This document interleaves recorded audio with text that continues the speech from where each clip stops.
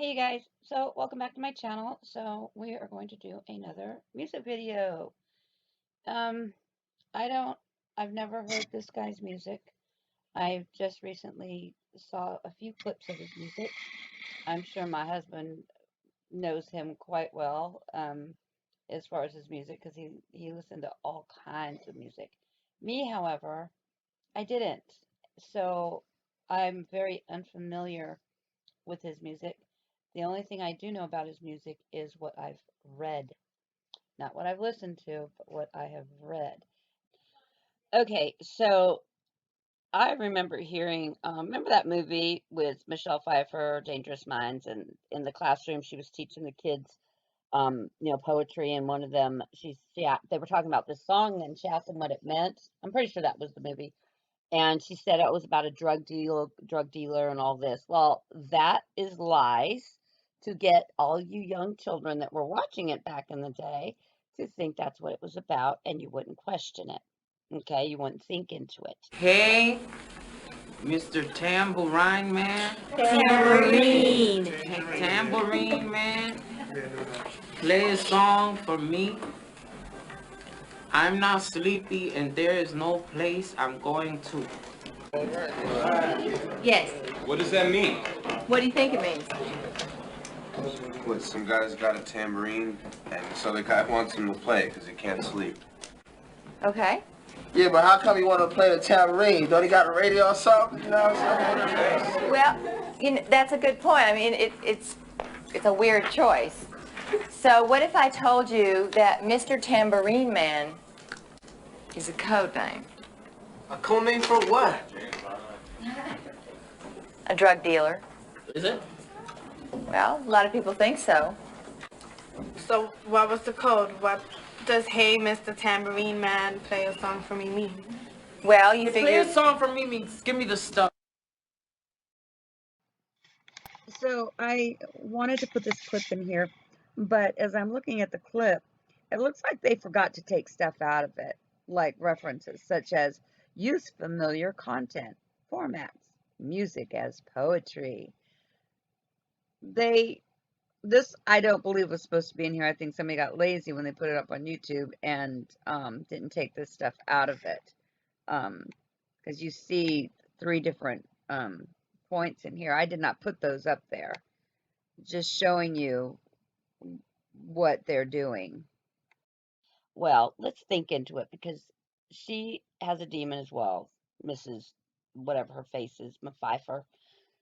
So we don't want to listen to these people. Okay, so let's break this down. What are we talking here?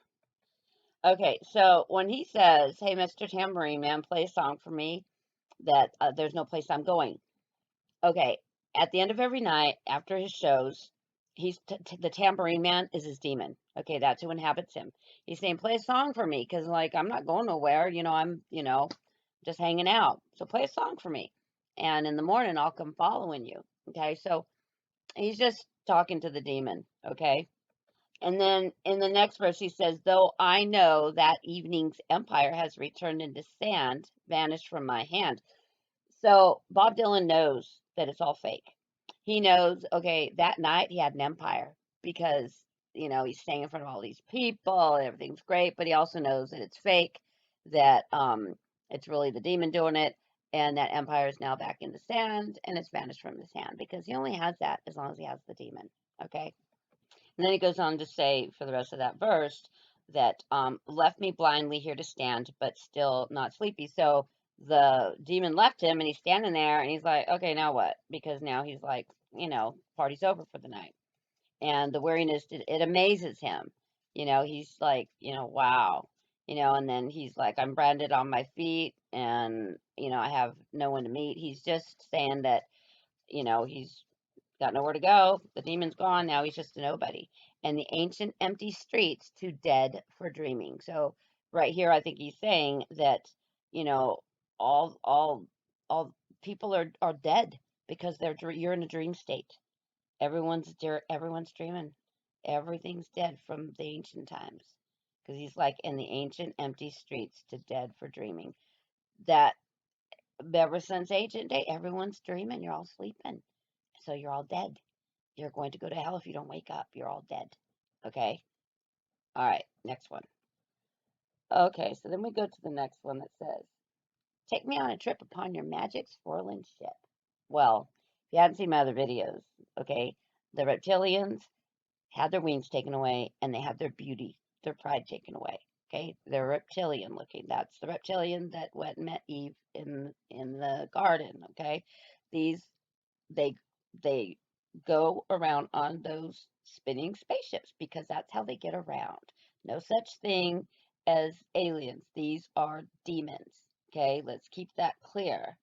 And when they come down, they strip him of, it says, my senses have been stripped, my hands can't feel the grip, my toes are too numb to step, because when the demon takes over, he don't feel, it's not him. He doesn't do all this. He just stays, his soul is inside of his body, but the demon is in there doing all the dancing. And says, wait only for my boot heels to be wandering. So he just he's like a puppet, just like Pinocchio. He's like a puppet. He's just inside the body, but that's why Britney Spears and Beyonce and all these other singers say that when they feel the music, all of a sudden their body starts moving and they can't control it. Just goes. That's because it's not them. They're inside. They feel it. They know what's happening and they can see what the crowd's doing, but it's not them moving. It's the demon inside that took over that is doing all that, and they love it, and it makes them excited and everything because they're. How would you like to be able to be a cool dancer like you see these dancers? There's some of us humans that can dance. Okay, I've seen some of them, and they ain't got no demons in them. They can just dance. Okay, so not everybody that can dance really cool has a demon. Okay, but haven't you looked at them and thought, man, I wish I could do that? But you can't. Most of us can't.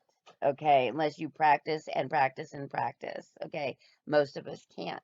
So, but that's what's happening here. Okay, the demon takes over and he's all numb inside, but he's inside and he can, feel his heels touching the ground. But for the most part, it's not him doing it. It's the demon. Okay, and the next one, he says, I'm ready to go anywhere. I'm ready for to fade into my own parade. Cast your dancing spell my way. I promise to go under it. So again, like Beyonce and Britney and all these other singers, they just, wait for it to enter. They put their arms up and it comes inside of them. They fade away into their own parade. And they wait for them to cast the dancing spell on them so that they can do what they need to do on stage. And they promises to accept them because they have to accept the demon. The demon can't just go into somebody's body. You have to accept it. Meaning, when you put your arms up to it and say, let's go, they're going in there and they're going to do this for you and they're going to make you rich. You ain't doing nothing. They're not doing anything. Those singers and dancing, concerts and stuff you guys go to, they're all fake. It's not them. It's the fallen ones. It's the demons that are doing all of that. That's who you're worshiping. That's who you're praising. That's why God was specific.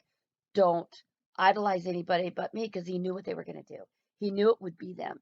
And he's telling you, don't do it. This is who you're idolizing. This is who you will go to.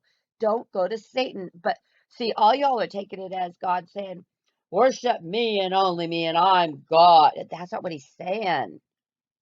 He is and he isn't. Like, he's not saying it all like domineering and stuff. What he's saying is, okay, the way they make it sound, don't idolize anyone but me. The way the Ten Commandments, right? It's not the way he says it. Okay, he's warning us, do not do this. He should have to tell you why. You should have discernment. And had they not taken all the books from us, we would know why. Okay, so that's why he had to send Jesus, because he knew they were running amok on the earth and being all fools and taking out the books and all this craziness, right? So when he says to not idolize anybody but him, a lot of you are going, well, what a stuck-up God you have. Who does he think he is? No, what he's saying is that don't idolize anybody or anyone else, because you don't know what you're doing. You don't know what you're idolizing. These are not those other humans that you think you're looking at. These are inhabited by demons. You are worshiping a demon. You are worshiping, whether it be Satan or another demon, they're all one and the same. And if you do this, you're accepting them. You don't get to go to heaven. You just don't. Or you don't get to go to the kingdom. You don't. Because you were fooled. That's why he says many are on the narrow path and very few find it, because how many people are really going to hear this? Except for the few. Look at how many have Marfugel has like over 100,000 subscribers on both channels. And there are what? A couple of you that came over here to look? The doorway is narrow. Very few find it for whatever reason. And here, get this straight, okay? I don't care about likes and subs, okay? I don't care about that. I want people to come over here so they could hear what I'm trying to tell them, okay? But how many people have come over? Very select few. Very few find the doorway, the path, the narrow path. Many are on the long path. Many are on that wide road because they want to listen to the music. They want to listen to that demon. They don't know it's a demon because they haven't heard someone like me tell them what it is. That's exactly what you're doing. He says, don't don't make anything else an idol. Why? Because this is why. This is exactly why you're idolizing a demon. And you choose the demon when you do that. And that keeps you away from the Father. That's as simple as it is. He's not, unless, now, if that's what you want to do, well, then go ahead and do it. He's not going to make you choose him. But he's saying to those of you that choose me, that's what God is saying. Okay? If you're going to choose me, then don't do that. Because in order to choose me, you have to stop doing that. Otherwise, you're still his. But no one's talking to you like this. Everyone's telling you, just, y'all know how you've been talked to in the last God knows how many years about following God and stuff, and you just don't have understanding what he's saying. He's not rude, he's not mean, he's not arrogant, he's none of that. He's trying to warn you, if you worship them, you're worshiping demons, not another human. You're worshiping a demon. If you worship the demon, you don't worship me. You don't want to be with me in my kingdom. You want to go with them, because his people perish for lack of knowledge. Do you understand? That's what's going on here, guys. Okay, so now it says, if you hear vague traces of skipping reels of rhyme to your tambourine in time, it's just a ragged clown behind. I wouldn't pay it any mind. It's just a shadow you're seeing that he's chasing. Okay, what's he saying? This is the subliminal talking. This is, how they do the backwards talking on the CDs, or you hear something, you hear something in there, but you're not sure. They put subliminal messages. That's what he's talking about. He's like, don't listen to it. Okay, it's just the clown chasing its own shadow. All right, that's what he's saying here, meaning Satan, meaning the demon. All right, they're just putting the subliminal. So he's warning you, really. And then he says here, then take me disappearing through the smoke rings of my mind, down the foggy ruins of time, far past the frozen leaves, the haunted, frightened trees, out to the windy beach, far from the twisted reach of crazy sorrow. Okay, so to me, he's saying that, the demon doesn't have it in him, and sometimes he just takes him, and they just, the demon gets to inhabit his human body. Okay, so he just gets in his body, just takes him and takes him out to, places, and he gets to be in the fog of his mind. He gets to be back there. Well, the demon gets to live his life. I don't think it's every day, but I think they have to share each other's life. So this is him talking about the demon sharing his life. Okay, now this is what he does with all of them. He did it with Rihanna. He did it with Britney. He did it with he's done it with all of them, because they all talk about this. Okay. Yes, to dance beneath the diamond sky, with one hand waving free, silhouetted by the sea, circled by the circus sands, with all memory and fate driven deep beneath the waves. Let me forget about today until tomorrow. So in Rihanna, she's laying in the water, right? And she's singing the song Diamonds in the Sky. Well, he's talking about diamonds in the sky, right? Because all the stars are diamonds in the sky. All right. All the stars are the fallen angels. All right. So and they do, and somebody came on my feed on one of my other videos and says, well, I'm more spiritual than you, and I know, this, he don't know nothing. Okay. To say something like that to somebody that you're more spiritual than them is arrogant, and you might want to check yourself. But no hate. You are very respectful, and I appreciate that. But to tell somebody you're more spiritual than them, no. Sorry. I am no more spiritual than anybody else. The only difference between all you and me is that I have eyes to see. I'm awake. I'm trying to wake you up so that when you read songs, you can read it and see exactly what I'm seeing, and you stop listening to the music, stop watching the TV.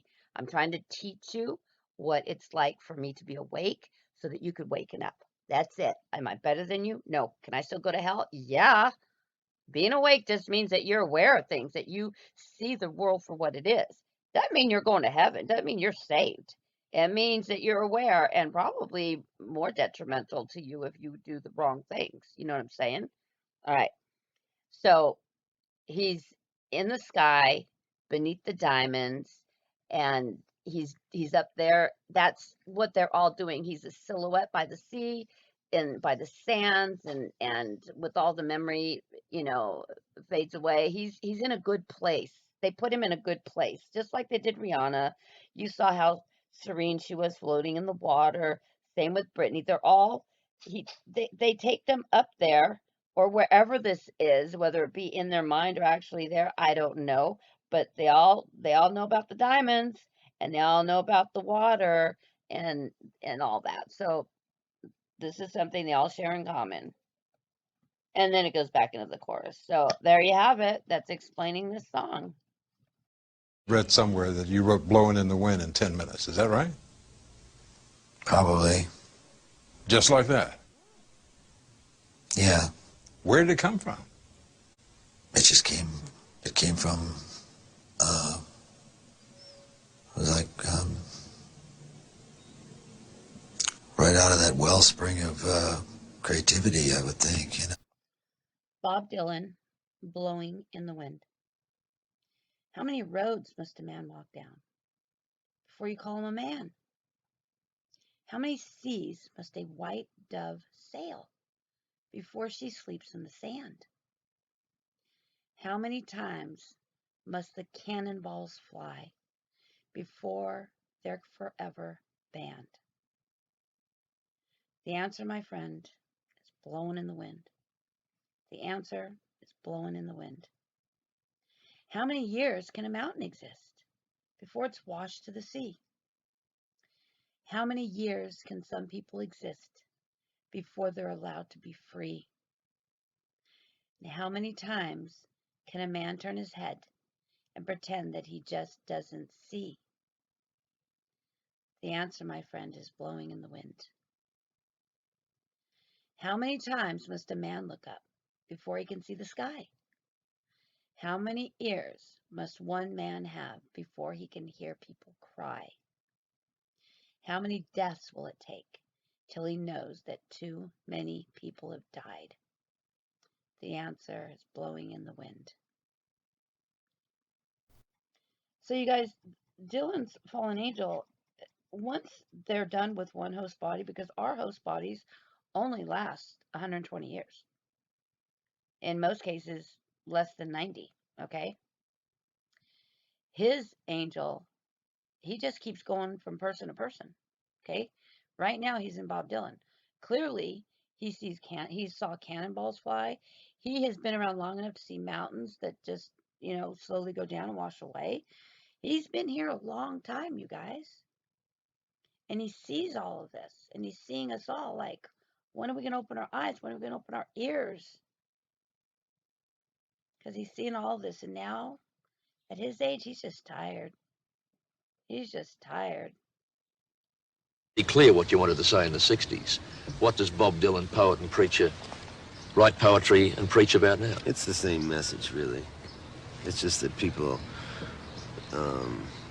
it's not so much me that's changed. It's the crowd. It's the audience. Because I'm still doing what I'm doing. You ask any of them if they still are. So I was always in it for keeps when I was a little boy. And I always knew I was going to be doing this the rest of my life, as long as I was going to be alive. So for anybody else to be disappointed in this or that on me. I mean, that's ridiculous. I don't pay much attention to that because I'll be doing this for as long as I'm around, you know. And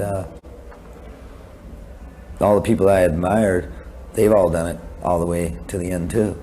It's all I do, and so, you know, I just keep doing that thing. For the times they are changing.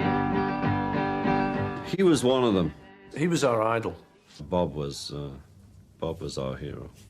Not an idol, but we just heard his record. As I said, we listened to his album and it really gave us a buzz, and we played it constantly over and over and over again. I mean, I heard of Bob through John. He'd played the records to me, and it was just great. I think it was freewheeling. We love Bob Dylan. I saw 10,000 talkers whose tongues were all broken. I saw guns and sharp swords in the hands of young children. And it's hard, and it's hard, and it's hard, and it's hard, and it's hard rains are gonna fall. So when we met him, yeah, well, you know, by that time we'd heard much more of him and knew much more about him. It was a great honour to meet him. We had a crazy party the night we met. I went around, I thought I got the meaning to life that night. And I went around trying to find our roadie. Mal, get a pencil and a paper. I've got it. And Mal, because we were a bit out of it, he couldn't find a pencil and paper anywhere. But eventually, in the end of the evening, he found it, and I wrote down my message for the universe, you know. I said, now keep that in your pocket. And Mal did. The next morning, he said, hey, Paul, he said, do you want to see that? I said, what? He said, that bit of paper. Oh, yeah. And I'd written, there are 7 levels. I'd like to know about the cover of your album. I'd like to know about the meaning of the photograph with you and the wearing a Triumph t-shirt. What would you want to know about it? Well, I'd like to know that that's an equivalent photograph. It means something. It's got a philosophy in it. And I'd like to know visually what it represents to you, because you're a part of that.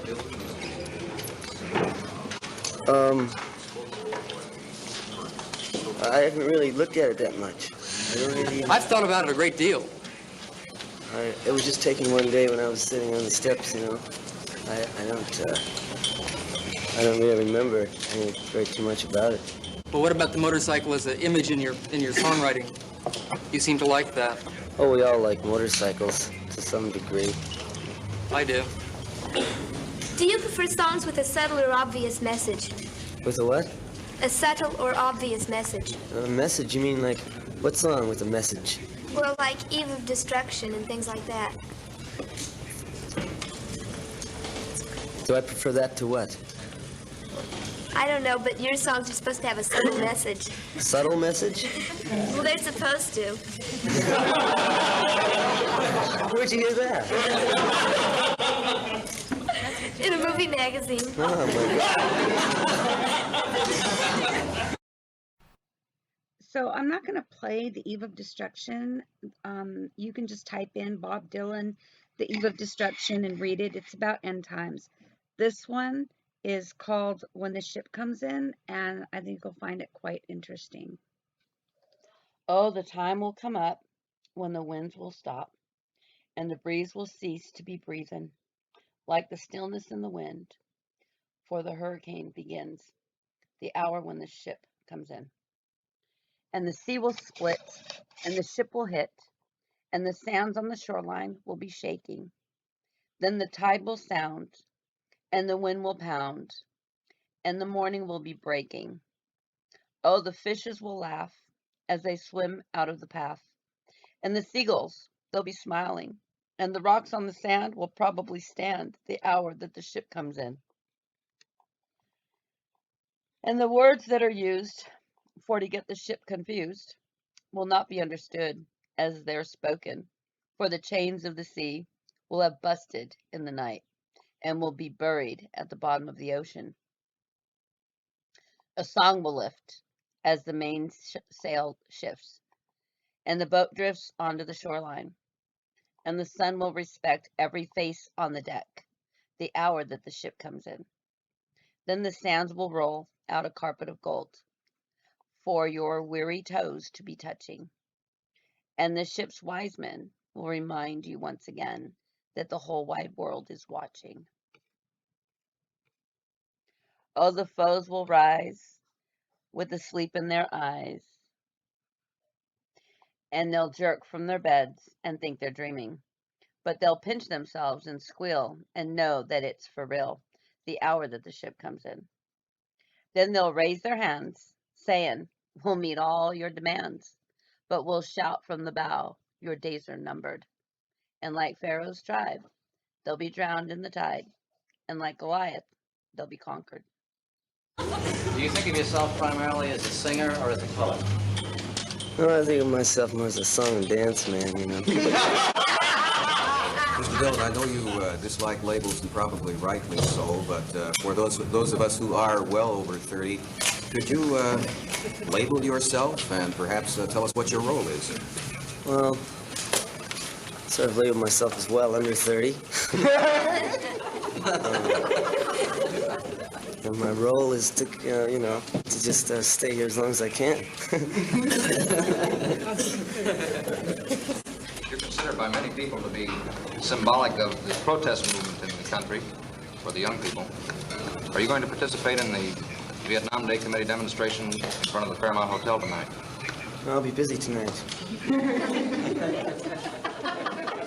Things have gotten out of hand. It fell into the, you ask me why I write surreal songs or whatever. I mean, that type of activity is surreal. I have no answers to any of those questions any more than any other performer did, really. But, that didn't stop the press or people or whoever they were from asking these questions. For some reason, the press thought that performers had the answers to all these problems in society, and like what can you say to something like that? I mean, The lyrics to this next song are very touching, and I believe that this is the fallen angel that inhabits him. When did you leave heaven? How could they let you go? How's everything in heaven? I'd like to know. Why did you trade heaven for all these earthly things? Where on earth you hide halo? Where did you lose your wings? Have they missed you? Can you get back in? If I kiss you, would it be a sin? I'm only human, but you are so divine. When did you leave heaven, angel of mine? it's just kind of absurd. Phil Oakes wrote something in a recent Broadside magazine to the effect that you have twisted so many people's wigs that he feels that it becomes increasingly dangerous for you to perform in public before an audience. Well, that's the way it goes, I can't apologize, certainly. You feel that part of the popularity is because of an identification of your audience with you or with what you're saying or what you've been writing about? I have no idea. Mr. Dillon, you seem very reluctant to talk about the fact that you're a popular entertainer, and you're a most popular entertainer. Well, what do you want me to say? Well, I don't understand why you well, what do you want me to say? What do you want me to say about it? Well, you seem almost embarrassed to admit that you're to talk about. Well, I'm not embarrassed. I mean, what do you want exactly me to say? You want me to jump up and say hallelujah and crash the cameras and do something weird? Tell me. I'll go along with you. If I can't go along with you, I'll find somebody to go along with you. No, but I find it, you really have no idea as to why or no thoughts on why you're popular. That's what interests me on it. I just haven't really struggled for that. I don't, it happened, It happened like anything else happens. The lyrics to this next one is called False Prophet, and you can hear how angry he is with Satan. Another day that don't end, another ship going out, another day of anger, bitterness, and doubt. I know how it happened. I saw it begin. I opened my heart to the world, and the world came in. Hello, Mary Lou. Hello, Miss Pearl. My fleet-footed guides from the underworld. No stars in the sky shine brighter than you. You girls mean business, and I do too. Well, I'm the enemy of treason, enemy of strife. I'm the enemy of the unlived, meaningless life. I ain't no false prophet. I just know what I know. I go where only the lonely can go. I'm first among equals, second to none, the last of the best. You can bury the rest. Bury 'em naked with their silver and gold. Put them 6 feet under, and I'll pray for their souls. What are you looking at? There's nothing to see. Just a cool breeze that's circling me. Let's go for a walk in the garden. So far and so wide. We can sit in the shade by the fountain side. I search the world over for the Holy Grail. I sing songs of love. I sing songs of betrayal. Don't care what I drink, and I don't care what I eat. I climb the mountains of swords on my bare feet. You don't know me, darling. You never would guess. I'm nothing like my ghostly appearance would suggest. I ain't no false prophet. I just said what I said. I'm just here to bring vengeance on somebody's head. Put out your hand. There's nothing to hold. Open your mouth. I'll stuff it with gold. Oh, you poor devil, look up if you will. The city of God is up there on the hill. Hello, stranger. Hello and goodbye. You rule the land, but so do I. You lusty old mule, you got a poisoned brain. I'll marry you to a ball and chain. You know, darling, the kind of life that I live, when your smile meets my smile, something's got to give. I ain't no false prophet. No, I'm nobody's bride. Can't remember when I was born, and I forgot when I died.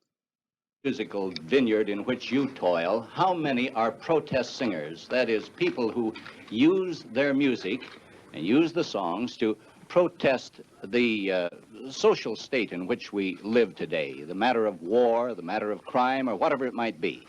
How many? Yes. Are there many who do? Yeah, well, I think there's about 136. You say about 136? Or do you mean exactly 136? It's either 136 or 142. At a certain point, people seem to have a distorted, warped view of me for some reason, and those people were usually outside the musical community. The spokesman of a generation, the conscience of this and that and the other. I mean, that I could not relate to. I just couldn't relate to it.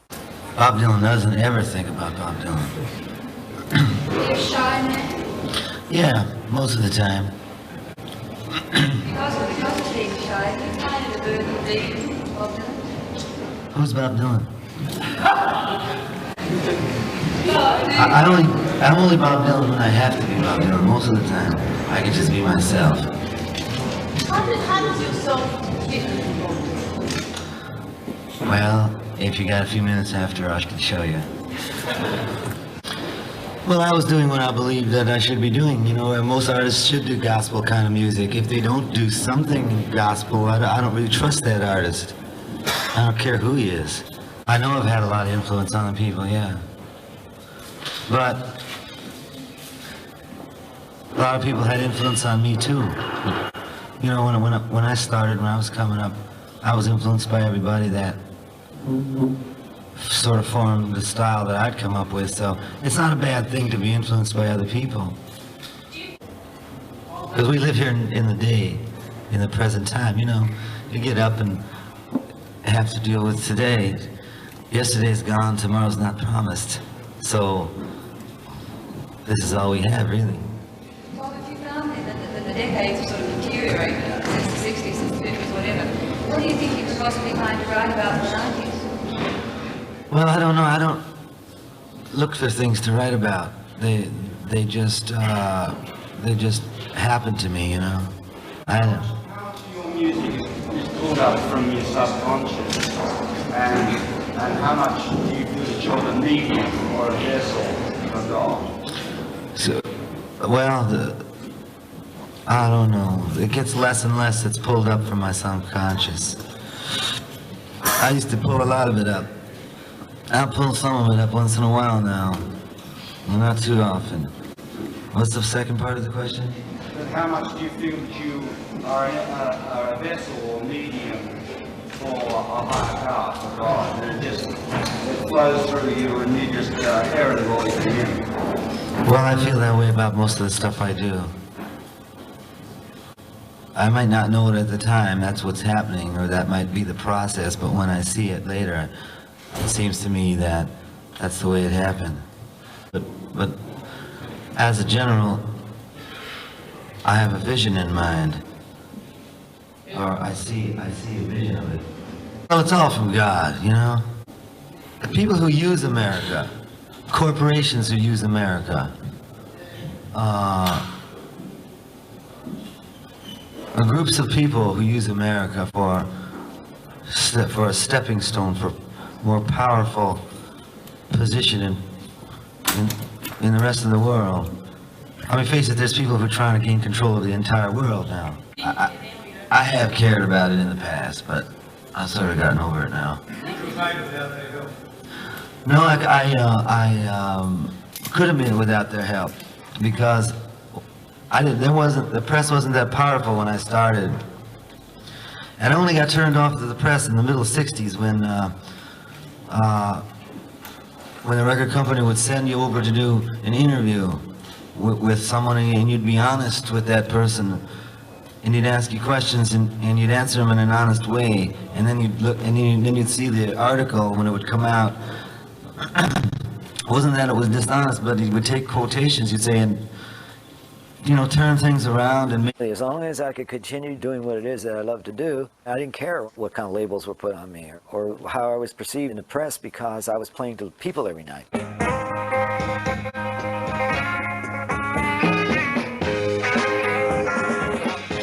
I played at the Hollywood Bowl. Then I left the organization.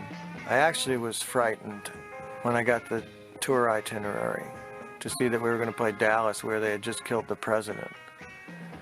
And I thought, you know, if they didn't like that guy, what are they going to think of this guy?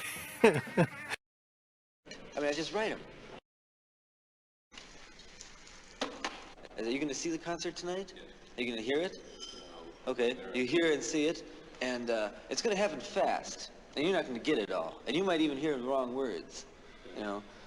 And then afterwards, see, I won't be able to talk to you afterwards. I got nothing to say about these things I write. I mean, I just write them. I don't have to say anything about them. I don't write them for any reason. There's no great message.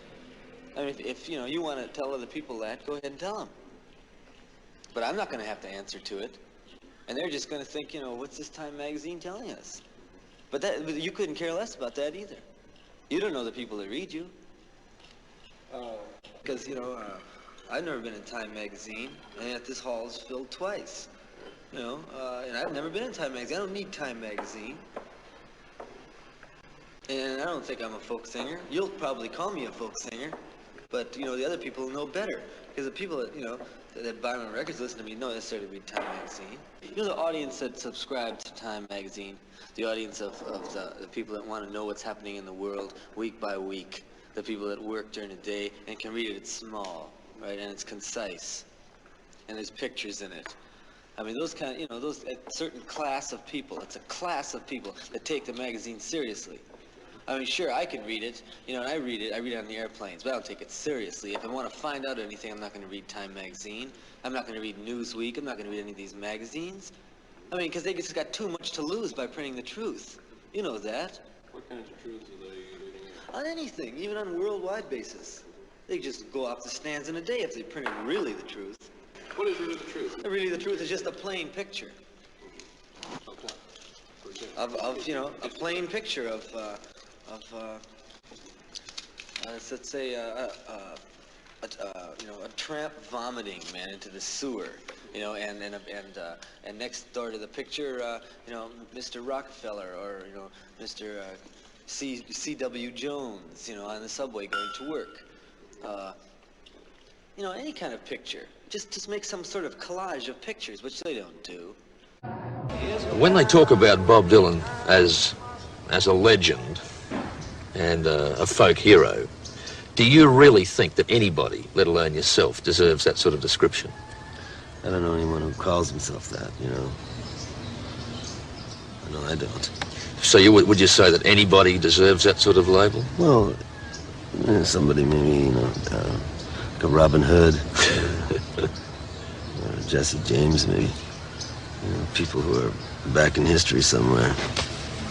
Have you lost your enthusiasm?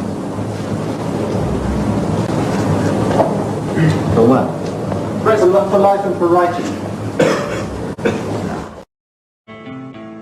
I read the Bible a lot, you know. I mean, it just happens I do. In the Bible, it has specific. It tells you specific things in the book of Daniel and in the book of Revelation, which just might apply to these times here. And it says there are certain wars that are soon about going to happen. I can't say exactly when, you know, but say pretty soon anyway. And so at that time, you know, it mentions a country to the furthermost north, and it has its symbol called the bear. Now that, and it also is spelled R-O-S-H in the Bible. Now this was written quite a few years ago, so it can't really but apply to one country that I know. I mean, if you know of another country it can apply to, maybe you do. I don't. But then there's another country called, I can't remember what the name of it is, but it's in the eastern part of the world, and it's got an army of 200 million foot soldiers. Now, there's only one country that could actually be. So anyway, I was telling the story to these people. I shouldn't have been telling it to them. I just got carried away. And I mentioned to them, well, you know, watch now, because Russia is going to come down and attack the Middle East. It says this in the Bible. And I've been reading all kinds of books my whole life, magazines, books, or whatever I could get my hand on anywhere. And I've never found any truth in any of them, if you want to know the truth. But these things in the Bible, they seem to uplift me and tell me the truth.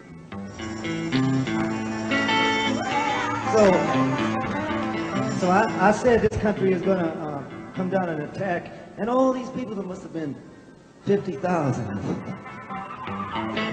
If there was one, that's right. No, I don't know. There wasn't 50,000. There was, I don't know, maybe 3,000. They all just booed, you know, like they usually do. They don't like them, just booed it. And there was a whole auditorium of people just, I said, Russia's going to attack the Middle East, and they went, boo. You know, they couldn't hear that. They didn't believe it. And a month later, Russia moved their troops into, I think Afghanistan it was. And the whole situation changed, you know. And I'm not saying this to tell you that that they were wrong and I was right or anything like that, but these things that it mentions in the Bible, I pay mighty close attention to. So it does say that, talking about this man here, it's called the Antichrist.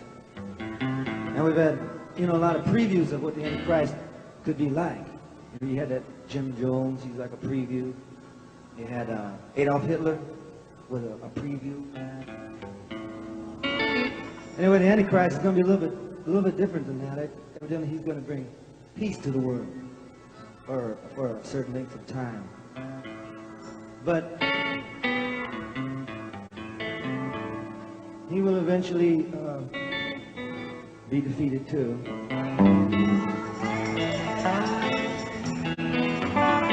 Supernaturally defeated. God will intervene.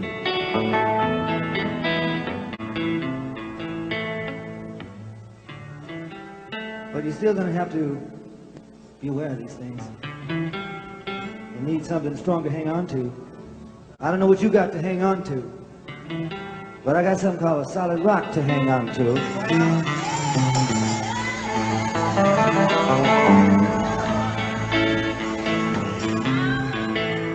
There was manifested in the flesh and justified in the spirit and seen by angels, preached on in the world.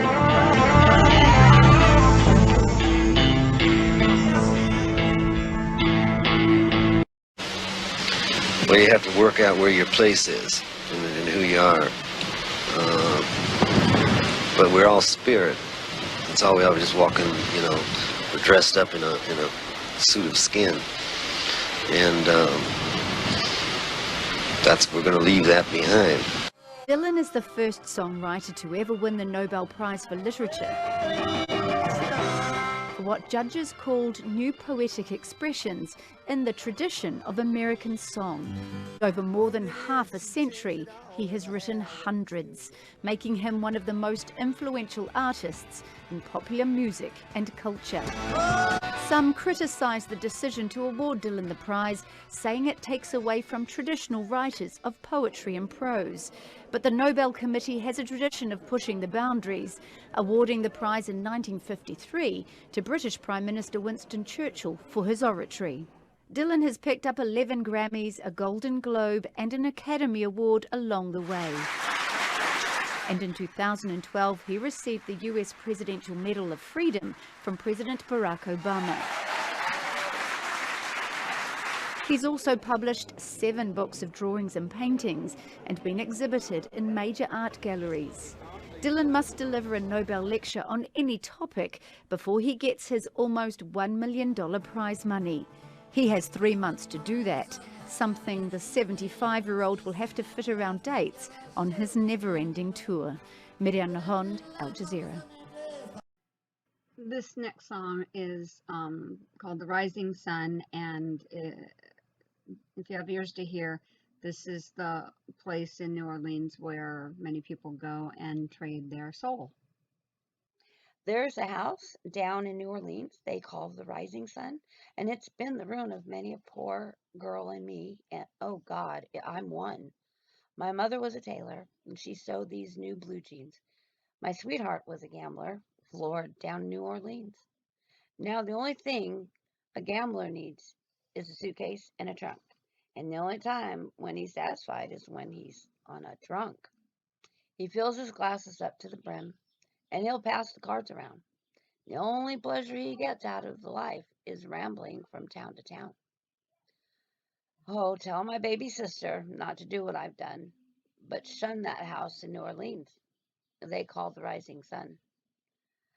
Well, with one foot on the platform and the other foot on the train, I'm going back to New Orleans to wear that ball and chain. I'm going back to New Orleans. My race is almost run. I'm going back to end my life down in the Rising Sun. There's a house in New Orleans they call the Rising Sun, and it's been the ruin of many a poor girl and me. Oh God, I'm one. Okay, my name is Bruce Hyman, H-E-I-M-A-N, and I'm with KMGX Radio here in Tucson. Okay, and we got a press release from the Tucson chapter of the American Atheists. Right. And they said in response to your recent embrace of the born-again Christian movement, they plan to leaflet your upcoming concert. They say, recognizing the need to inform those in attendance that the new Dylan cause célèbre is a repressive and reactionary ideology, local members intend to attract attention to the contradictions between the previous content of your art form and the message which your songs now expound. Well, what is it? What is it exactly that they're protesting? Well, I think what they're against, there's another statement that they make. It says that they're against the doctrine of Jesus Christ, or that he died on the cross, or that man is born into sin. Just what exactly are they protesting? Well, the atheists are against any sort of religion, be it Christianity, be it... Well, Christ is no religion. We're not talking about religion.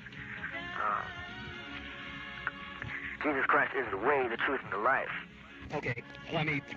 there's another statement they made that maybe you could would shed some light on this. They said that they would like to remind Dylan fans and audiences that one's right to say something does not per se lend any validity to the statement. So in essence what they're saying is that you have followers who are going to be at the concert and are going to listen to the message of your music. Right. I follow God. So if my followers are following me, indirectly they're going to be following God too, because I don't sing any song which hasn't been given to me by the Lord to sing. Okay, so I think that was one thing that they were concerned about. Do you have any idea what they mean? See, they believe that all religion is repressive and reactionary. Well, all religion is repressive to a certain degree. I mean, religion is another form of bondage which man invents to get himself to God. But that's why Christ came. Christ didn't preach religion. He preached the truth and the way and the life. He says he come to give life and life more abundantly. He's talking about life. My ideology now, we're becoming out of the scripture, you see. So I didn't invent these things. These things have been just shown to me, and I'll stand on that faith that they are true. I believe they're true. It's different this time around. It now deals with the Lord, and some of his fans walked out of the first concert last night. Tut Crosby tells us what happened with some of his former fans in this interview with Bob Dylan. The last time Bob Dylan was here in the mid-'60s, it was much different. The music was different. The time was different. And the biggest difference, you don't walk out in the middle of a Dylan concert. Some people did last night. He talked about religion. He preached. Is that why you walked out? That's why I walked down. Yeah. He stinks. Man, he's the worst. He's bad. He don't sing nothing like he used to. That's it. You walked on? Yeah, it's a waste of my... Here's a ticket. Here, you want the ticket? I paid $26 to go in there and see a show. And I could have went to church to see what I saw, you know? I mean, I don't know. I expected something different. Do you feel that the message of your music has changed over the years from music which talked about war to music that now talks about Christianity? No, there's going to be war. There's always war and rumors of war. And Bible talks about a war coming up, which will be a war to end all wars. The spirit of the atheist will not prevail. I can tell you that much. It's a deceiving spirit. Is Jesus Christ the answer for all of us in your mind? Yeah, I would say that. In order to, what we're talking about is the nature of God, and I think you have to, in order to go to God, have to go through Jesus. Yeah, you have to understand that. You have to have an experience with that. Yeah, thanks. The first time that I heard Bob Dylan, I was in the car with my mother, and we were listening to, I think, maybe WMCA, and on came that snare shot that sounded like somebody kicked open the door to your mind from Like a Rolling Stone. And my mother, she was no stiff with rock and roll. She liked the music. She listened. She sat there for a minute and she looked at me and she said, "That guy can't sing." But I knew she was wrong, I sat there, I didn't say nothing, but I knew that I was listening to the toughest voice that I'd ever heard. It was lean, and it sounded somehow simultaneously young and adult. And I ran out and I bought the single, and I came home and I ran home and I put it on the 45. And they must have made a mistake at the factory because a Lenny Welch song came on. And the label was wrong. So I ran back and I got it. And I came back and I played it. And then I went out and I got Highway 61. And it was all I played for weeks. Looked at the cover with Bob with that satiny blue jacket and the Triumph motorcycle shirt.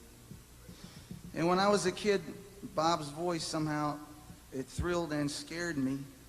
It made me feel kind of irresponsibly innocent. And it still does. It was, but it reached down and touched what little worldliness I think a 15-year-old kid in high school in New Jersey had in him at the time. Dylan was a revolutionary, man. The way that Elvis freed your body, Bob freed your mind. And he showed us that just because the music, he did.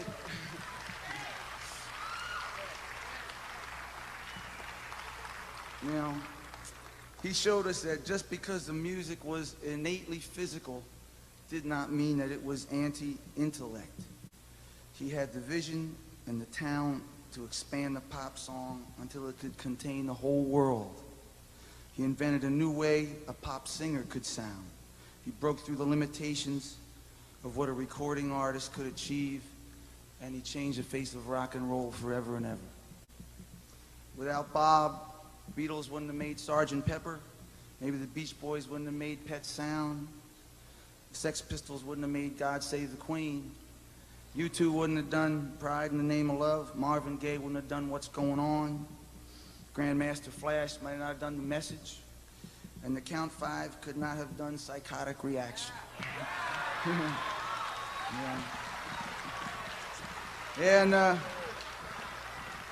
never would have been a group named the Electric Prunes, that's for sure, you know. But the fact is that to this day, where great rock music is being made, there is the shadow of Bob Dylan over and over and over again.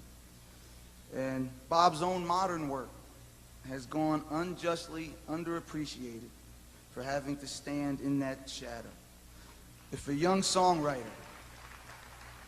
if there was a young guy out there writing Sweetheart Like You, writing the Empire Burlesque album, writing Every Grain of Sand, they'd be calling him the new Bob Dylan.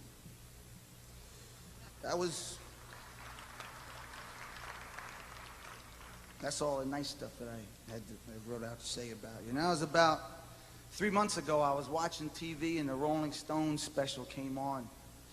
And Bob came on and he was in a real cranky mood, it seemed like. And he was kind of bitching and moaning about how his fans don't know him and nobody knows him. And they come up to him on the street and kind of treat him like a long-lost brother or something. And speaking as a fan, I guess when I was 15 and I heard Like a Rolling Stone, I heard a guy that, like I've never heard before or since, a guy that had the guts to take on the whole world and made me feel like I had him too. And maybe some people mistook that voice to be saying somehow that you were going to do the job for him. And as we know, as we grow older, that there isn't anybody out there that can do that job for anybody else.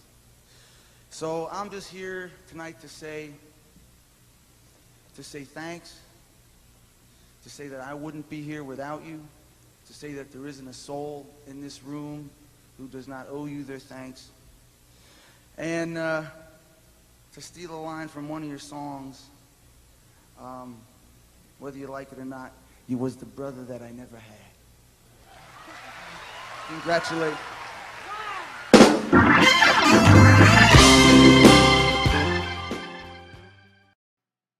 So in this song, this is where the angel that inhabits Bob Dylan is, or the fallen angel, is talking about bringing somebody to life.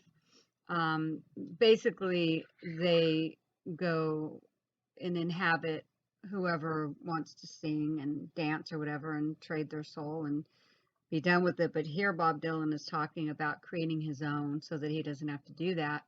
And he'll go, find his own, arms and legs and liver, and he'll just put someone together that is not one of us, meaning I believe Bob Dylan's angel is a good angel. He followed Satan, and because Satan lied to him, he thought that it was God telling him it was okay to leave heaven, when in fact it was not. But regardless, he shouldn't have left heaven. And he knows he can never go home, but he still is on God's side. He still is against Satan. He hates Satan for what he did to him and many others he lied to. So Bob Dylan, his angel has been on the earth for, I believe, over 400 years. And maybe probably longer, but that's just what he talks about. But he talks about putting someone together so he doesn't have to inhabit a body, and that he is really angry with Satan and he wants to meet him on Armageddon Day. So it's a long one. This is 4.5 minutes, but it's the last one. All right, hope you enjoy it, or get something out of it, I should say. All through the summers into January, I've been visiting morgues and monasteries, looking for the necessary body parts, limbs and livers and brains and hearts. I'll bring someone to life, is what I want to do. I'm going to create my own version of you. Well, it must be the winter of my discontent. I wish you'd have taken me with you wherever you went. They talk all night, and they talk all day.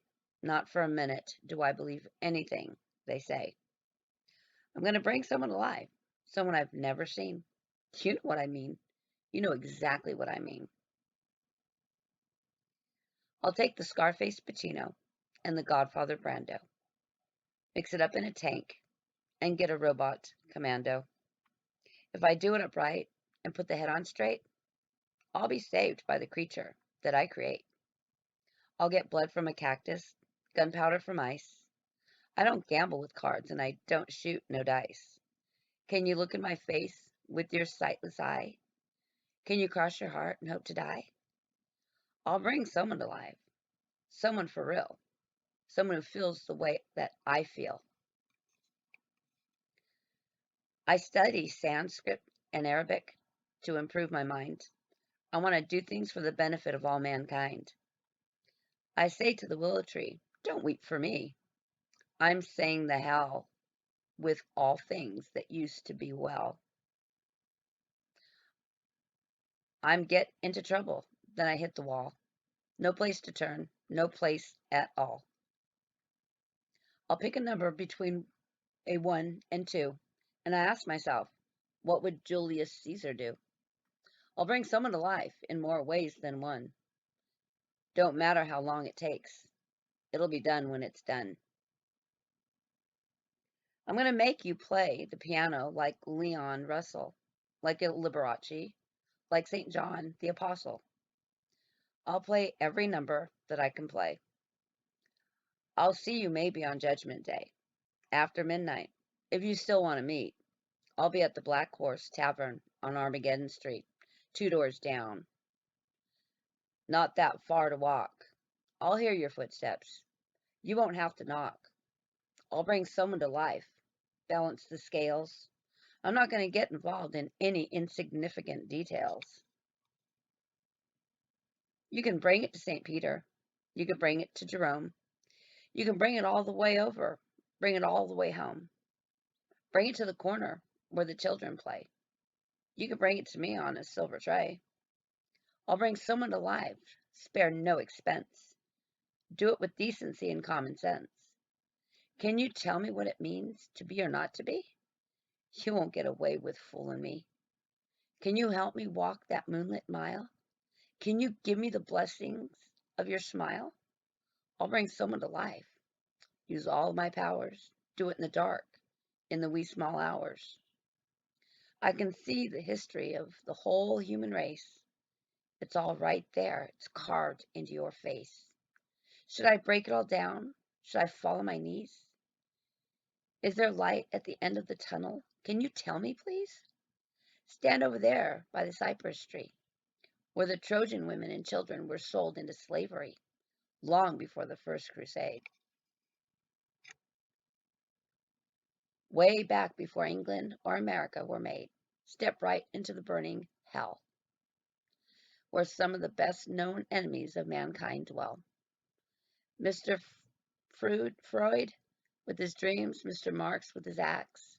See the rawhide lash rip the skin from their backs. Got the right spirit? You can feel it.